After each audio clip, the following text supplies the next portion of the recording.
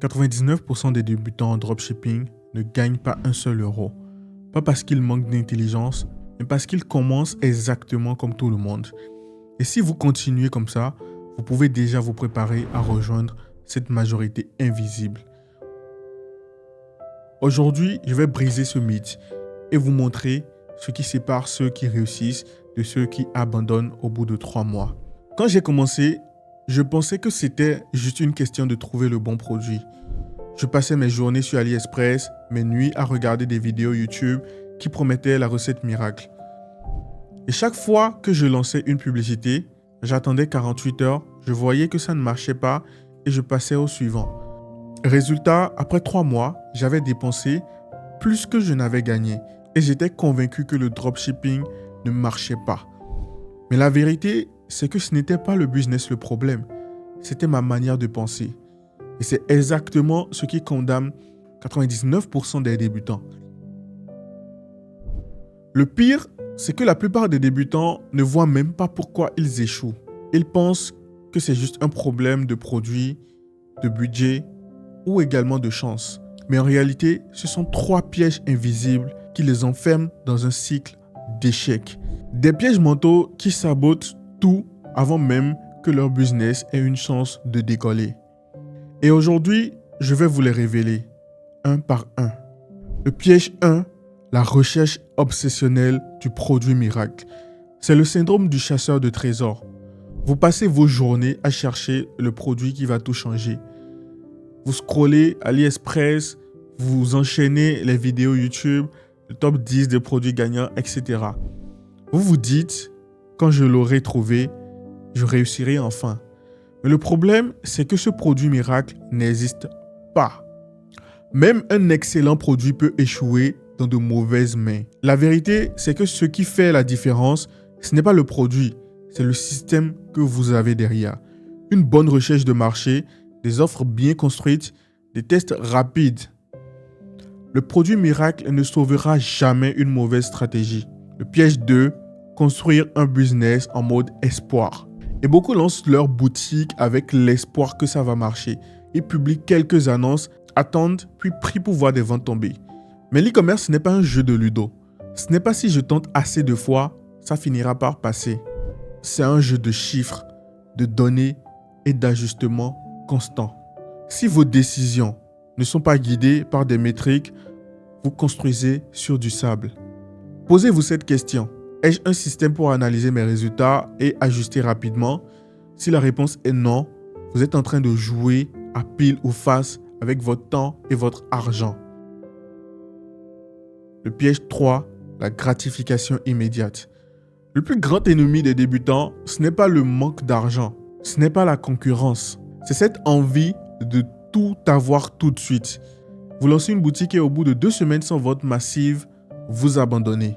Vous testez un produit et parce qu'il ne cartonne pas au jour 3, vous le jetez à la poubelle. Ce besoin constant de résultats instantanés est un poison. Il détruit votre capacité à persévérer, à apprendre, à construire sur le long terme. La vérité, c'est que les vrais résultats viennent avec l'effet cumulé.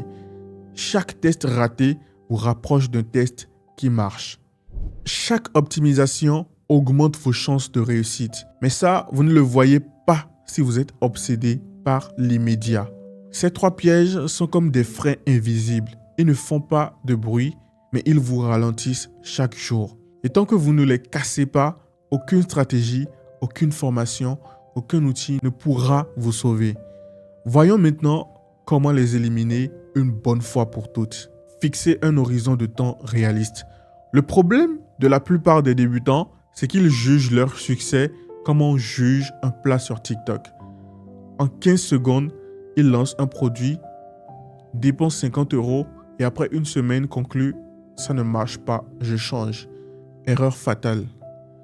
En business, les vrais résultats se jugent sur un cycle complet, pas sur un esprit de quelques jours. La règle des 90 jours.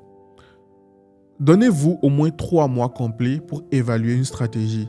Ça veut dire tester 3 produits, peut-être chaque 2 semaines, analyser chaque semaine et noter ce qui a fonctionné, ce qui a échoué et pourquoi. Ajustez vos créatives vos pages et vos offres. Gardez un journal de bord pour éviter de refaire les mêmes erreurs. Ça s'appelle documenter. Un business, c'est comme un corps à la salle de sport. Vous ne jugez pas vos résultats après une seule séance. Vous y allez 90 jours et là, vous commencez à voir le changement. 2. Mettez en place un système de suivi visible. La progression, c'est souvent invisible, jusqu'à ce qu'on la rende visible. Le problème, c'est que la plupart des débutants travaillent dans leur tête. Aucune trace écrite, aucune donnée claire, juste des souvenirs flous de ce qu'ils ont testé. Résultat, ils ont l'impression de stagner, même quand ils avancent réellement. La règle du suivi visuel. Créez un tableau de bord, Google Sheet, Notion ou même un carnet papier où tu notes ce que tu as testé, produits, créatifs, offres, les optimisations faites, les nouveaux visuels, changements de prix, nouvelles pages, les résultats obtenus, les ventes, les clics, le ROI. Place ce tableau à un endroit que tu vois chaque jour. Écran d'accueil de ton ordinateur, tableau blanc dans ton bureau, carnet ouvert sur ton bureau. Et même si les chiffres ne sont pas encore énormes, tu verras que tu bouges. Et ça te donne la discipline de continuer. C'est comme une carte au trésor où tu coches chaque étape. Tant que tu avances case par case, tu sais que tu finiras par atteindre le coffre. 3. Se récompenser pour le processus, pas juste pour le résultat. Beaucoup d'entrepreneurs ne célèbrent que les gros moments. La première vente, le premier mois à 10 000 euros, la première boutique rentable. Mais si vous ne reliez votre motivation qu'à ces moments rares, vous allez perdre votre énergie bien avant d'y arriver. Le vrai levier, c'est de vous récompenser pour le processus. Pourquoi? Parce que le processus, lui, est quotidien. Exemple de célébration intelligente, j'ai tenu 30 jours de test sans abandonner. J'ai amélioré mon taux de clic de 15%. J'ai créé et lancé 10 nouvelles créatives cette semaine. Ces petites victoires sont comme des bonnes kilométriques. Elles vous montrent que vous avancez, même si la ligne d'arrivée est encore loin. Fixez-vous une petite récompense non destructive, c'est-à-dire un bon resto, un bon moment off, un achat que tu veux depuis longtemps, pour marquer chaque étape clé. Gardez un journal de bord où vous écrivez vos progrès et ça devient un carburant mental pour continuer à pousser. Si tu ne valorises que le résultat final, ton parcours va sembler lent et pénible.